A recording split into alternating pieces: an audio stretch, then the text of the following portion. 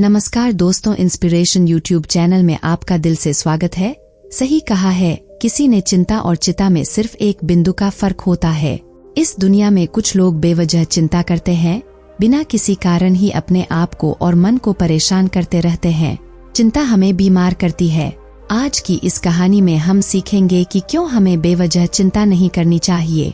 एक गांव में एक किसान था जिसे एक बहुत ही गंदी आदत लग चुकी थी और वह आदत थी बेवजह चिंता करने की। वो हर समय किसी न किसी चीज की चिंता करता ही रहता था। वो हर समय सोचता रहता है कि कहीं मेरे साथ कुछ गलत ना हो जाए, जबकि उसकी जिंदगी में अभी तक सब कुछ ठीक ही चल रहा था। उसके पास बहुत सारा जमीन था जिसमें अच्छी खासी फसल हो जाती थी। खेती करने के लिए एक ट्रैक्टर भी था, एक अच्छा घर था। उसके परिवार में पत्नी और 2 प्यारे बच्चे थे, लेकिन फिर भी वो किसी न किसी अनहोनी के बारे में सोचकर बेवजह चिंता करता रहता।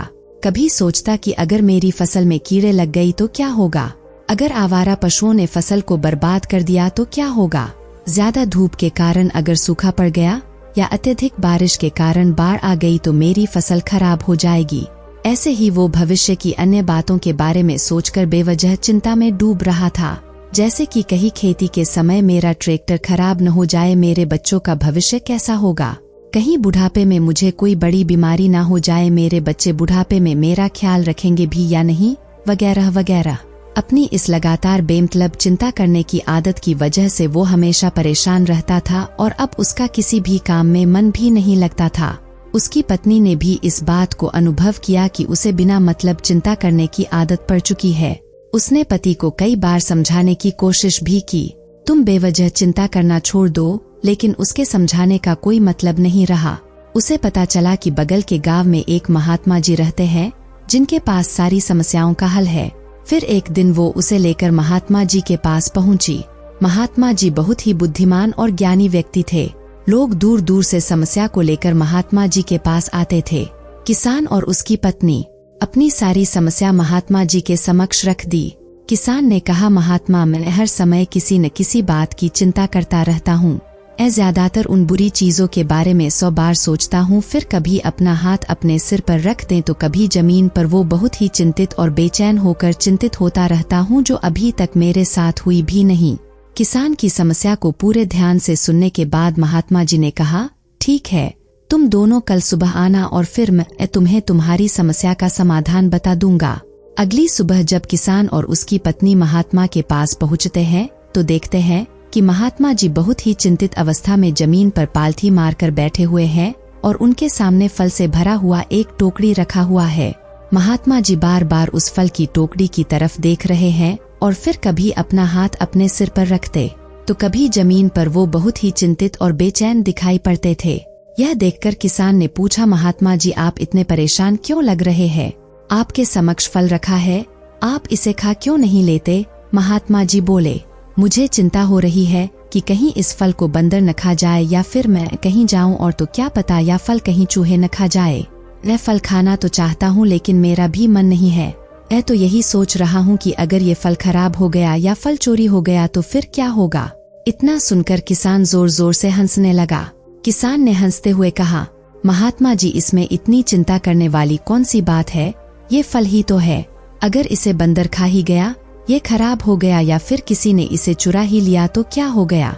ये आपको दोबारा मिल जाएगा और वैसे भी आपका चिंता करना व्यर्थ है, जो कि ना तो अभी इसे बंदर ने खाया है, ना ही खराब हुआ है और ना ही अभी इसे किसी ने खाया है, और हो सकता है कि भविष्य में ऐसा हो भी न। किसान के मुंह से ये बातें सुनकर महात्मा जी मुस्कुराए और बोले, अभी तो तुम्हें ही यही समझाने का प्रयास कर रहा हूँ कि भविष्य की उन घटनाओं की चिंता करना व्यर्थ है जो अभी हमारे साथ घटना हुई ही नहीं और बहुत बड़ी संभावना है कि वो कभी होगी भी नहीं। और अगर हो भी गई तो जिस चीज को तुम्हें एक बार हासिल कर सकते हो उसे तुम दोबारा भी हासिल कर सकते हो, और अगर नहीं कर पाए तो कोई बात नहीं, क्योंकि समस्याओं के आने के साथ ही उन समस्याओं का सामना करने की हिम्मत भी अपने आप ही आ जाती है। यह बातें सुनने के बाद किसान को लगा जैसे किसी ने उसके गाल पर एक थप्पड़ मार गए, उसे नींद से जगा दिया हो। उसे महसूस हुआ कि वो भी तो यही गलती कर रहा है। वो भी तो भविष्य की उन घटनाओं के बारे में सोचकर चिंतित हो रहा है जो अभी तक घटी ही नहीं है और शायद कभी घटेगी नहीं। और फिर बौद्ध भिक्षु के चरणों में गिर पड़ा और कहने लगा, इतनी आसानी से मुझे मेरी गलती का एहसास करवाने के लिए आपका बहुत बहुत धन्यवाद और मैं आज से पूरा प्रयास करूंगा। मैं बेवजह चिंता करना बंद कर दूंगा। एक लोकप्रिय कहावत है, अगर तुम चल रहे हो तो सिर्फ चलो, अगर तुम खा रहे हो तो सिर्फ खाओ, लेकिन एक समय में सिर्फ एक ही काम करो, चिंता ना करो। इस लोकप्रिय कहावत के अर्थ ने मुझे हैरान कर दिया था और सच कहूं तो मुझे ऐसा लगता है कि कहावत के अर्थ में ही वो राज छुपा है जिससे अगर किसी ने अच्छे से समझ लिया और अपने जीवन में उतार लिया तो वो चिंता के बंधन से ही हमेशा हमेशा के लिए मुक्त हो जाएगा। इस कहावत के अर्थ के बारे में हम आगे बात करेंगे, लेकिन उससे पहले देखते हैं कि हमारे दिमाग में इस तरह के विचार से ज्यादा चल रहे होते हैं। पहला, क्या मैंने ये काम सही से किया? दूसरा, क्या मैं इसे और बेहतर कर सकता था? तीसरा, इसका परिणाम क्या होगा? और चौथा, लोग मेरे और मेरे काम के बारे में क्या सोच रहे होंगे? ये ऐसे कुछ विचार है जो हमारे दिमाग के सिस्टम में ज्यादातर समय चलते रहते हैं, लेकिन हमें पता नहीं चलता क्योंकि हमने इन विचारों के साथ जीना सीख लिया है और हमारा दिमाग काम भी ऐसे ही करता है कि अगर हमने इसे किसी काम को कई बार करवा लिया तो फिर ये उसे अपनी आदत बना लेता है और फिर हमारे चाहे बिना भी उस काम को करने का प्रयास करता है। शुरुआत में तो हम किसी भी काम को अपनी इच्छा से पूरे होशोहवास में करते हैं, लेकिन बाद में वो हमारी आदत बन जाता है और फिर हम बस बेहोशी की हालत में बिना सोचे समझे उस काम को करते चले जाते हैं। जब एक बच्चा छोटा होता है तब उसे पता नहीं होता कि चिंता क्या है, लेकिन जैसे ही वो बड़ा होता है माँ बाप कहना शुरू कर देते हैं, बेटे आपको होमवर्क करना है, आपको उसकी चिंता नहीं हो रही, आपके एग्जाम आने वाले हैं, आपको उसकी चिंता करनी चाहिए। और ऐसे ही ना जाने कितनी सारी चीजों के लिए बच्चों के आसपास के लोग उसे चिंता करने के लिए कहते हैं और वो छोटा बच्चा इस बात को मान लेता है। ये अच्छा, किसी भी काम को करने के लिए हमें उसकी चिंता करनी पड़ती है और फिर वो भी किसी काम की घटना के बारे में बार बार सोचने लगता है।